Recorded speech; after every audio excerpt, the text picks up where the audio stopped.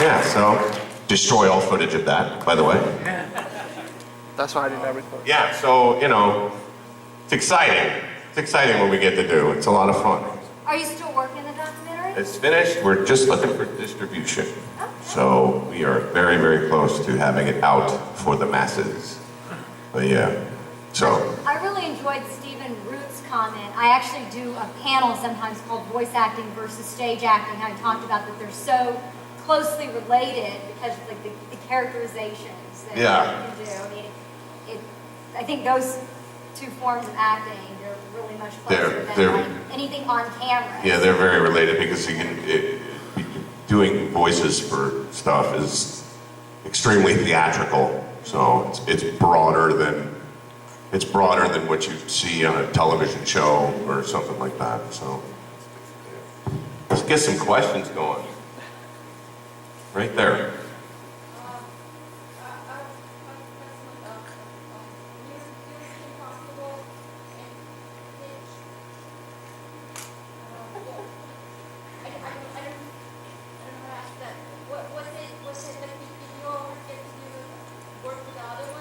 Oh, okay, sure. Did we record together or not? Was it an ensemble record or was it recorded singly? It all depended. Well, for the most part, the actress that played Kim Possible was in New York. So she would record from New York, and I would record with the actor who played Ron Stoppable. So it was just he and I, and we would laugh it up, and we would have fun. But most of the time, it was just he and I. And yeah, you know, it all depends. It all depends on. Usually you want to record with an ensemble record, have everybody in the room so everybody gets a feel for how the scene is going to go. But a lot of the times, the schedule doesn't permit that, so you have to record solo. It all depends on the schedule of the actors, pretty much. But it's always nice to record with everybody. Do the voice. We don't care about the question. Just do. Impossible, you're all that. You think you're all that, but you're not.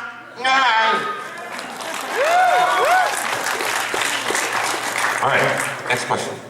Yes, right there, sir. Me? Yeah. Okay. My question is to DiMaggio. You include a lot of voice actors in the movie. My question is, in your career, did you ever get a chance to meet Mel Black? No, I never got a chance to meet Mel Blanc. He passed away before I got into the industry. But on a note, an interesting side note, we did talk to Noel, his son, and got access to footage of Mel for the film. So it's pretty cool. Like we got everybody. I mean, June Foray, you know, Stan Freberg. I mean, we talked to Noel. We Chuck McCann, who did the original Cuckoo for Cocoa Puffs. I mean, all these sorts of folks. So no, I was never able to meet. I was never able to meet and work with Mel, unfortunately. But he is in the film in a weird way. So, thanks. Yes. How often did you get recognized in public this overall throughout your career? I don't unless I come to a convention. I fly pretty much right under the radar. I don't know how you guys. Yeah, we lead generally anonymous lives unless you're at a convention. It's starting to happen a little more as I get a little more established and people are coming up. It's like, aren't you? Like, yeah. Oh, cool. Nice to meet you. But in general, we can enjoy just going to the store and just eat. We're just regular people. And in Los Angeles, for me, I mean, that's awesome because, I go to a farmer's market on Sunday and there's paparazzi there chasing people. They're going shopping. They're just going shopping. Like, they just want to go get some fresh vegetables for the week. And they have to deal with, pictures and stuff like that. I saw Ariel Winter from Modern Family, and I ran into a friend of mine, and he wanted to introduce me to her. And I'd worked with her on Modern Family. I did a guest star, and I came up and I said, "Hey, I did a guest star on your show, And she was like, "Oh, I totally remember you. How you doing?" And the paparazzi were chasing them around. It was crazy. I was like, "How do you deal with these people?" She was like, "I call them my bitches." I said, good for you, darling. That's good for you. You keep calling them your bitches because they are your bitches. Yeah, it's, you know. It's very, I would say it's very rare. It's so rare that when it happens, it kind of freaks me out a little bit. Yeah. It's funny. Yes, sir. Yes. I have two questions. Yeah. So for Kyle, have you heard anything about a new series for Dragon Ball? A new series of Dragon Ball. Well, the fans mention it all the time. And there was like a meme picture on Facebook that said, well, if Battle of the Gods is #1, then they'll greenlight 200 more episodes. It's like, that's not official. It's like, there was a press release, and you Google, it's like, there's no press release. So I've heard nothing from Toei, the parent company in Japan, about anything, about any new stuff. And Battle of the Gods is not licensed. I don't think it's licensable, that's a word, since Fox has the rights to it internationally. So even if Funimation wanted to license it yesterday, I don't think they can yet. There may be a window of time where they say, no, we're not licensing it until such and such time. I'm just guessing. I don't really work on that side of it, but I can say now there's no Battle of the Gods dub in the works or anything like that. There's certainly no series in the works.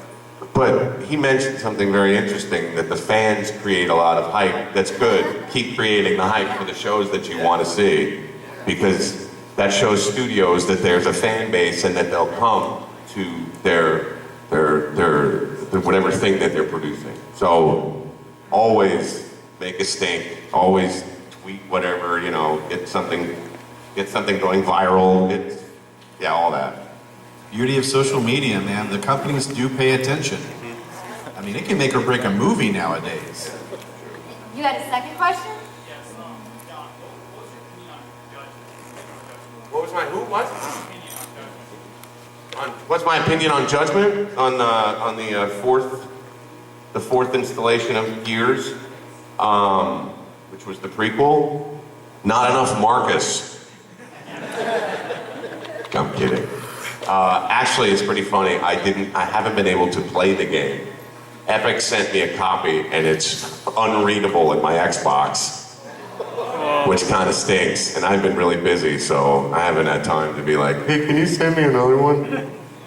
But you know, I mean, when I recorded stuff for it, it was fun, and I you know, I know Fred Tatasciore is great, you know, as Damon Baird, so it's all good.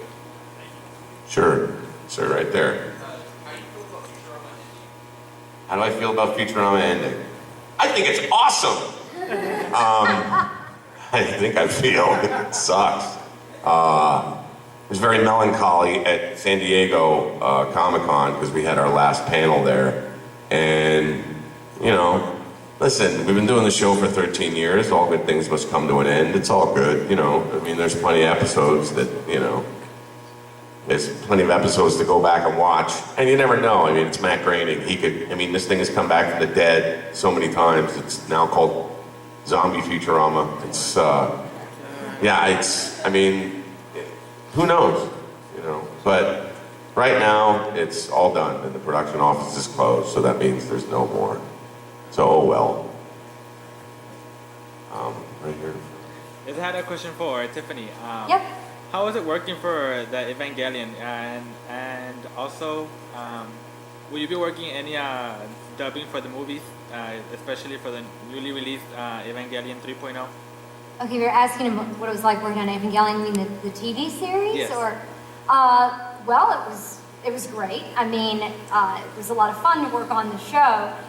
What you have to keep in mind is that when we were working on it, it was brand new. So it wasn't already some like big global phenomenon with a cult following or anything like that. It was just like, oh, this is a fun show to work on. So, I mean, I had a great time working on it.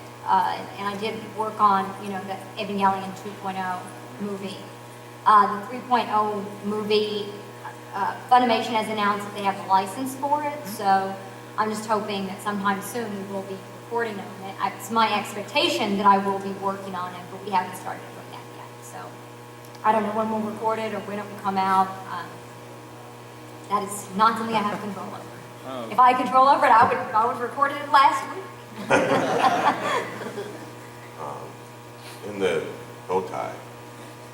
Jared, this is a question for all three of you guys.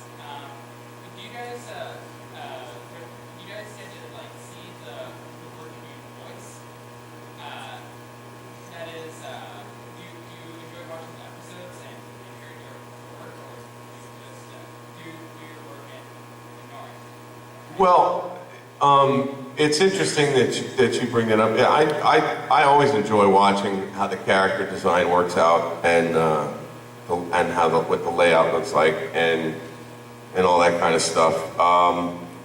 And they, you know, I mean, with anime it's different because you have to dub. You have to, you know, dub to what the Japanese actors do. So you're watching it as you're recording it because you have to get the mouth flaps right.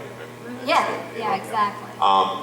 But it's always nice to record something and then 6 to 8 months later see it come to fruition and be like, oh wow, that's cool. You know, you read it in the stage direction and be like, oh, this is going to be gorgeous when they do it, and then you know, cut to a 3D shot of, you know, some kind of shot through the universe, Futurama, just ridiculous. Yeah, it's always great to see how they've designed a character, how your voice fills out the picture, how the picture helps the voice, you know. Yeah, it's always great. Yeah, there's that window of time where you're just waiting. I recorded on Avengers Earth's Mightiest Heroes as Super Scroll, but it was like 3 years ago, and it didn't air till last summer. So, and they didn't show me a picture. They just said he's big and he's kind of like the Hulk, but he's an alien. Like, that's all they told me. But I mean, I kind of know my Marvel lore and I know who he is, but that was trippy. And you know, of course the most fun is to record on a cartoon with your castmates all with you and you get to play off each other's performance. And anime and video games were solo in the booth. And, you know, games take a long time to develop as well. So I record on Street Fighter and a year passes before Street Fighter 4 comes out. And I have to sit on that. We're all like, mum, NDA, you know, we'll get sued or get our throats slit in the middle of the night if we tweet about what we're working on, you know, so, yeah. I mean, I've watched a lot of the shows that I have worked on. I can admit I haven't watched all of them, but it's interesting the way that you put it, though, when you asked the question about like watching the shows to hear our voice, or you said something like that. I mean, I don't know that I would be watching like, oh, didn't I sound great in that? Yeah. I get enough of what I sound like all the time, but I talk a lot. Yeah, it's great to hear everything in context. I like to hear my castmates' performances. I like to see how it turns out, absolutely. Yeah. Right here. I have 2 questions for John and Cal. First question for John. How did you get the role of Rico in Penguins of Madagascar? How did I get the role of Rico in Penguins of Madagascar? Well, I just went in and kind of auditioned for it. Originally, Jeffrey Katzenberg was the only person he was the guy who just went, kaboom, and that was it. And so I went, okay, kaboom, kaboom, kaboom, kaboom, okay. And they just brought me in and I did it for that, and they had for the DVD from the movie, the DVD, like a Christmas caper or something like that, and then they started doing the movie, and I mean the TV show, and I just, you know, I auditioned for it and went in and just goofed around and did it, pretty much. That's it. Freddie. Oh wait, you have 2. Yeah, for Cal. Yes. On the Fusions saga, when Gotenks and Trunks do the fusion, is that and then transform and Goten, is there a different voice actor doing the voice, or is it like an overall between the 2 cast members? Well, if there's a fusion character in Dragon Ball Z, that's literally the fusion of 2 characters. So yeah, you have one actor come in and record their parts, and then the second one comes in and they have to hear it in their headphones and talk at the same time. So it's a little easier for the first person and a little harder for the second person because they do have to say it in sync with that other person for it to play out. Freddie in the front row. Awesome. What is the best and worst part of voice acting? This goes for all 3 of you. Yeah. To me, I think the best thing, and it was actually something that was touched on in the video clip there. I love the fact that I get so many opportunities to play all these different kinds of things. You know, women, yes, okay, I am a woman, but I can play, you know, children, little boys, creatures, inanimate objects, whatever. And I've, you know, learned over the years to be able to stretch myself and do different things. And the fact that you're not limited by your physicality, I think that's probably the thing